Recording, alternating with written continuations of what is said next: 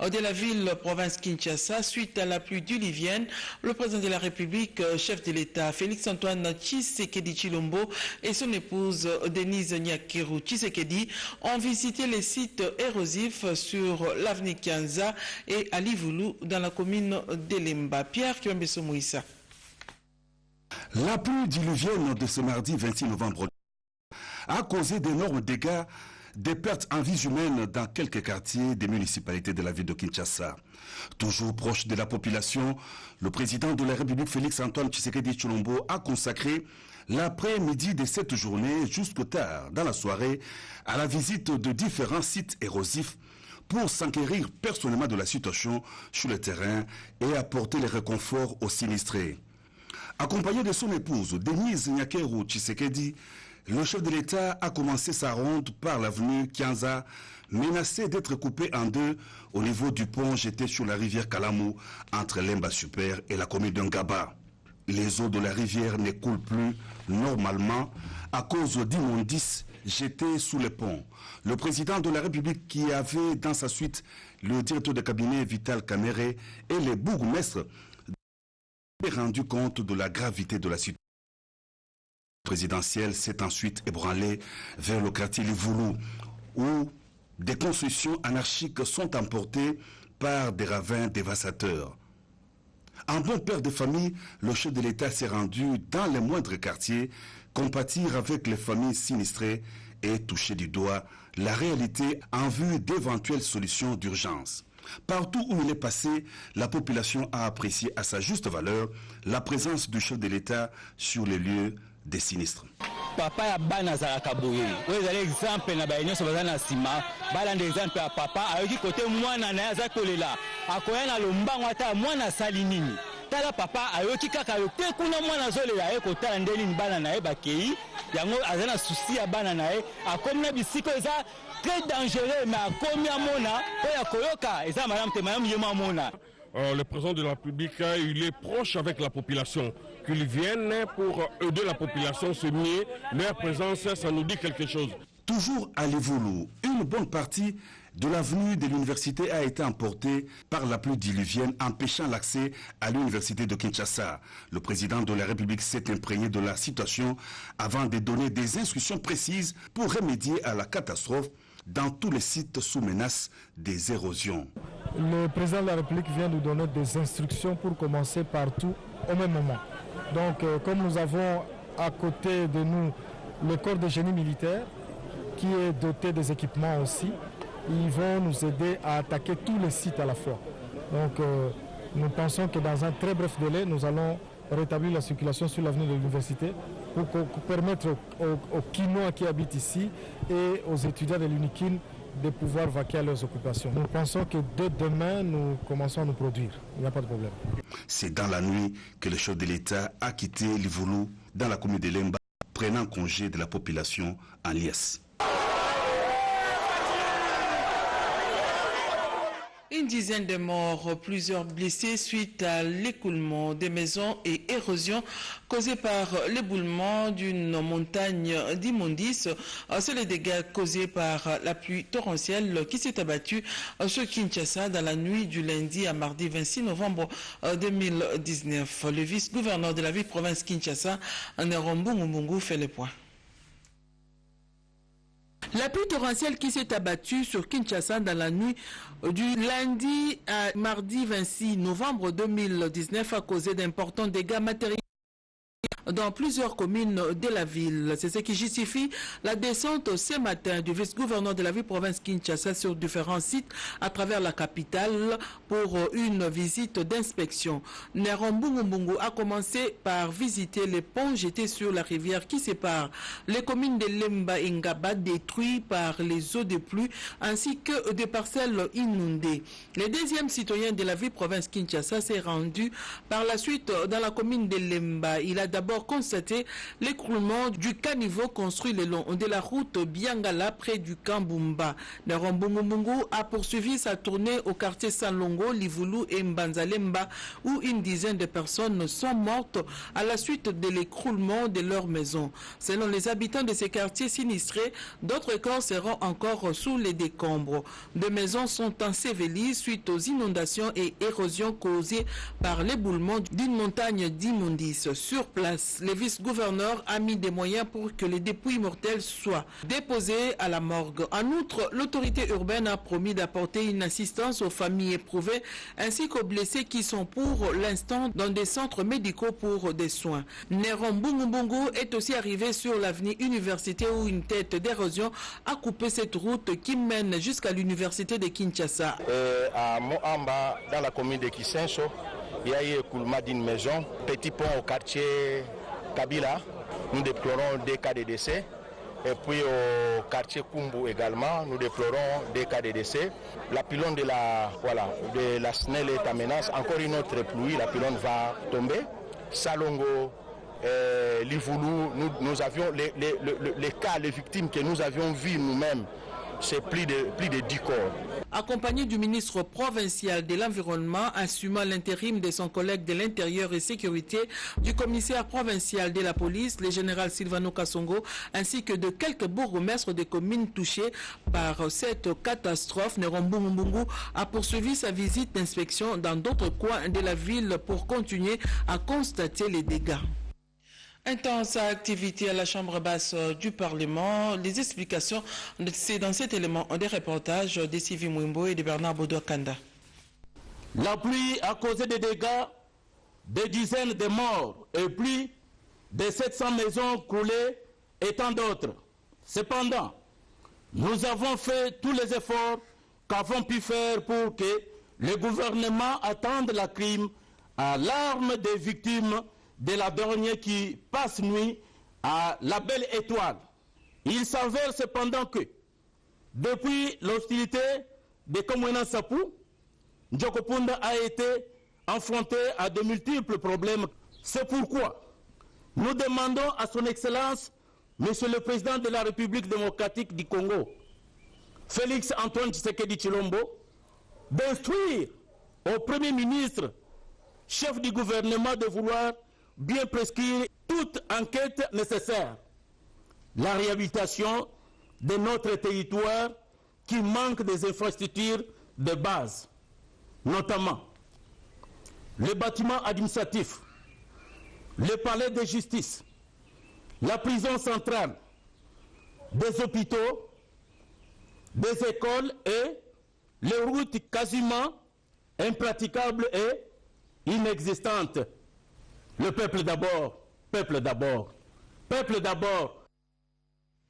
Voilà, vous venez de suivre les dégâts causés par la pluie à Ndjokopunda dans la province du Kasaï, territoire de Lebo. Retour dans la capitale pour dire qu'il y a eu intense activité à la Chambre basse du Parlement. Explication dans cet élément des reportages de Sylvie Mwimbo et de Bernard Bodo-Kanda.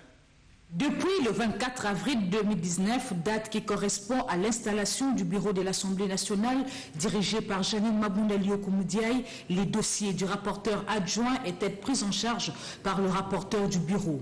Avec l'élection de Jacques Lungwana au poste de rapporteur adjoint, Célestin Moussaou Kalombo s'est réjoui néanmoins de voir ses charges équilibrées.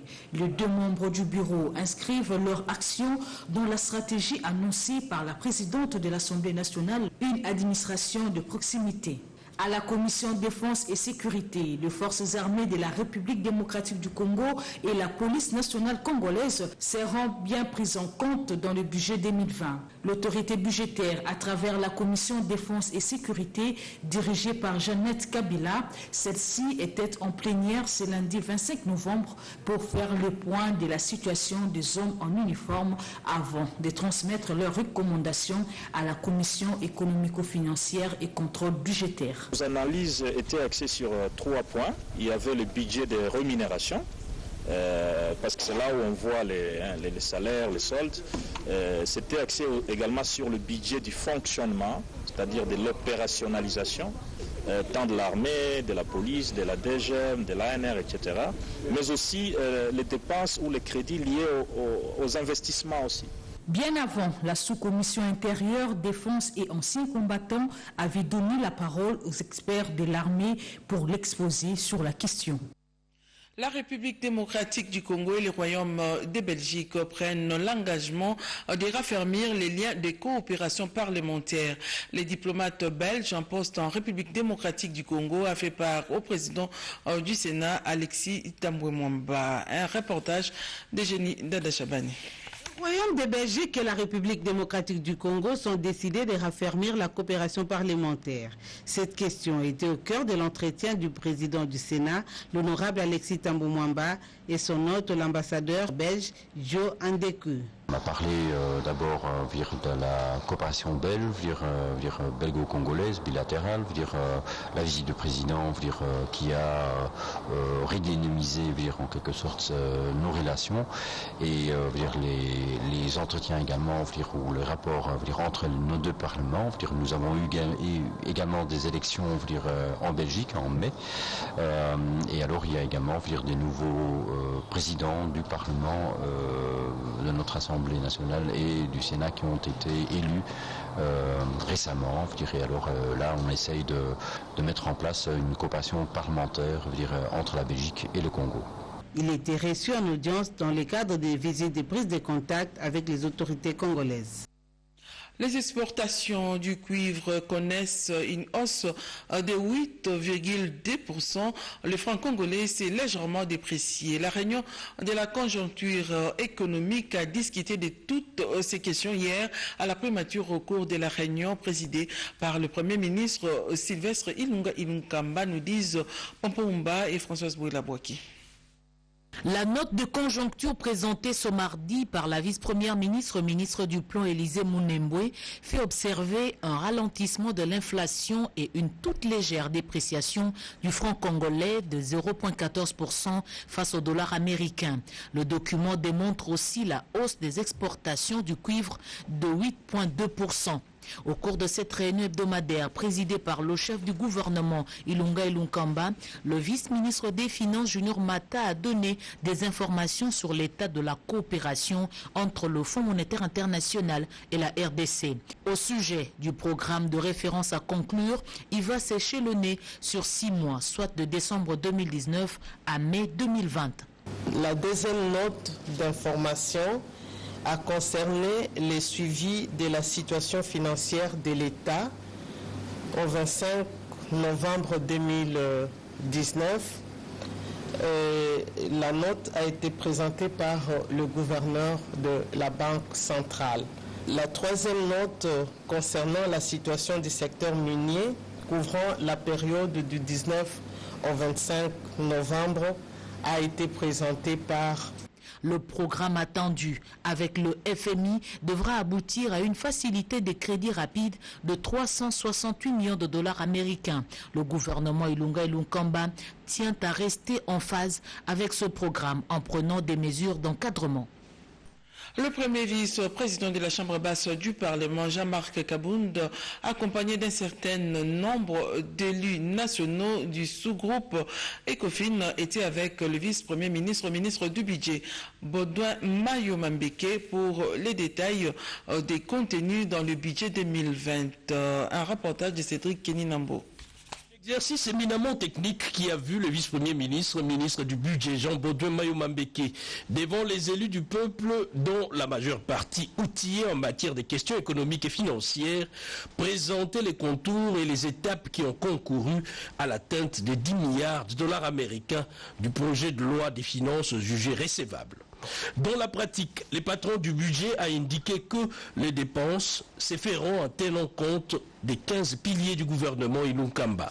Les dépenses du budget général sont présentées suivant les 15 piliers du programme du gouvernement de la manière ci-après. Pacification du pays et promotion de la réconciliation de la cohésion et de l'unité nationale, 1211,6 milliards de francs congolais représentant 7,8% des dépenses du budget général.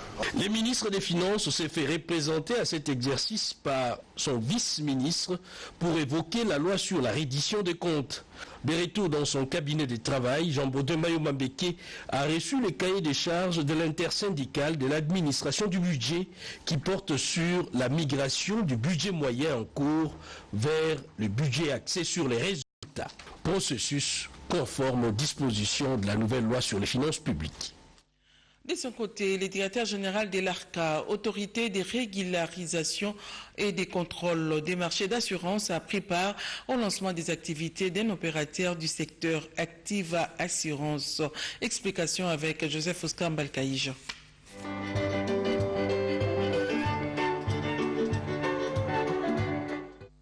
Les bonnes affaires se traitent souvent autour d'un verre, dit-on. Le groupe Activa Assurance RDC l'a compris. Des hôtes de marque, venus des différents coins du pays et de la planète, ont pris part à cette cérémonie de lancement officiel des activités du groupe Activa Assurance RDC. Premier opérateur panafricain agréé en RDC, Activa Assurance place son entrée en République démocratique du Congo sous les signes des innovations avec une gamme de produits pour l'assurance vie et non-vie et une solidité financière avérée. Le directeur général de l'ARCA, autorité de régulation des assurances en RDC, Alain Kanyinda, a salué la proactivité des Activa Assurance RDC qui n'a pas attendu longtemps pour se mettre au travail après l'octroi de l'agrément par l'autorité de régulation. Alain Kanyinda a invité Activa RDC à plus de compétitivité aux côtés d'autres opérateurs d'assurance. À cette occasion, le président directeur général de Activa Assurance, membre du groupe Globus, a pris la mesure de la mission qui les attend en RDC. Et qu'est-ce que Activa peut apporter au marché congolais? Nous avons une contribution à apporter. D'abord, apporter l'expérience d'un groupe panafricain d'assurance qui exerce dans de nombreux pays depuis 22 ans. Certains de ces acteurs sont dans le métier depuis près de 40 ans. Apporter également notre contribution à l'éducation, à la sensibilisation et à la formation dans ce grand pays. Aider à rapatrier sur le marché congolais, grâce à notre activité à travers le réseau Globus et grâce à nos relations importantes avec le grand courtage international, de nombreuses primes d'assurance, actuellement assurées directement à l'étranger, sans même passer par le frontier local. 20 ans d'expérience dans le secteur des assurances en Afrique et en Europe, Activa Assurance se veut une entreprise panafricaine basée sur les principes de proximité et d'adaptation selon les besoins des clients. S'assurer à Activa, c'est garantir de lendemain meilleur. Ouverture hier du 10e forum au cadre des concertations de la société civile. Le chef de l'État a été représenté à ces assises par le ministre le président de la République, André Kabamba. Papi Mbongo et Marthe Mangazakalala ont signé ces reportages. Ce deuxième forum du cadre de concertation nationale de la société civile est une initiative de l'ONG suédoise Diakonia, active dans 30 pays à travers le monde. Ces travaux sont financés par l'Union européenne qui, par la bouche de son ambassadeur en RDC, invite les acteurs de la société civile, tant ceux de Kinshasa que ceux venus de l'arrière-pays, à être actifs, fort et uni dans sa diversité pour le développement du pays. Quelques acteurs se sont exprimés en ces termes. Nous sommes au deuxième forum pour que la jeunesse puisse participer aux thématiques, aux groupes thématiques, pour la professionnalisation de la jeunesse ou des groupes thématiques. Mais nous voulons aussi avoir un cadre juridique de ces cadres de concertation nationale des organisations de la société civile. Seulement avec ces documents que nous allons pouvoir accompagner l'État congolais vers cette alternance politique et civilisée. Une société civile unie, une société civile qui réunit le plus de monde est beaucoup plus forte et plus efficace. Le ministre premier, le président de la République, André Kabanda, représentant personnel du chef de l'État, ses assises s'est apaisanti sur les thèmes retenus à ces travaux qui font penser à la maturité de la société civile qui prend non seulement conscience des défis à relever, mais aussi de sa destinée à être le socle de valeurs et d'inspiration pour les communautés. Avant de poursuivre que le président de la République, Félix Antoine Tshisekedi Tshilombo, est reconnaissant envers la société civile pour le rôle historique qu'elle a joué et continue à jouer pour notre pays. Le ministre d'État, ministre des Hydrocarbures, Rubens Mikindo, a inspecté la société congolaise des industries des raffinages SOCIR en vue de la relance de l'unité des raffinages à l'arrêt depuis 1999. Explication avec Jojo Ndibukaboulou. Poursuivant sa mission officielle à Mwanda, dans la province du Congo central, le ministre d'État, ministre des Hydrocarbures, Rubens Mikindo et toute sa délégation s'est rendu également à la SOCIR, entendez, Société congolaise de raffinage, où il a présidé une réunion qui lui a permis de comprendre le rôle stratégique que joue cette société dans la chaîne d'approvisionnement des produits pétroliers à partir de la voie ouest de la RDC, en assurant au gouvernement la totale maîtrise de flux entrants des produits ainsi que leur qualité respective afin d'optimiser ses ressources fiscales. S'en est suivi la visite des infrastructures de la SOCIR en commençant par son parc de stockage d'une capacité de 180 000 mètres cubes. La GT n'était pas en reste, une flottille qui compense le manque des débarcadères, des déchargements, les différents tanks pour le stockage des produits pétroliers, le dépôt de stockage de réchauds à biogaz produits par la SOCIR avec une technologie simplifiée et à moindre coût ont été également visités. Ce qui s'est fait déjà ici par la SOCIR à travers la SOGAZ, parce que c'est une nouveauté au sein de la SOCIR. Et je me dis que tout ça c'est de l'imagination que les cadres de la société en sont en train de nous démontrer, et je crois qu'ils auront aussi notre soutien. Parce que nous sommes dans les gaz et pétrole, notre ministère, nous avons intérêt à soutenir aussi ces. Pour sa part, le ministre de l'Environnement, Claude Nyamugabo Baziboué, a échangé tour à tour avec les acteurs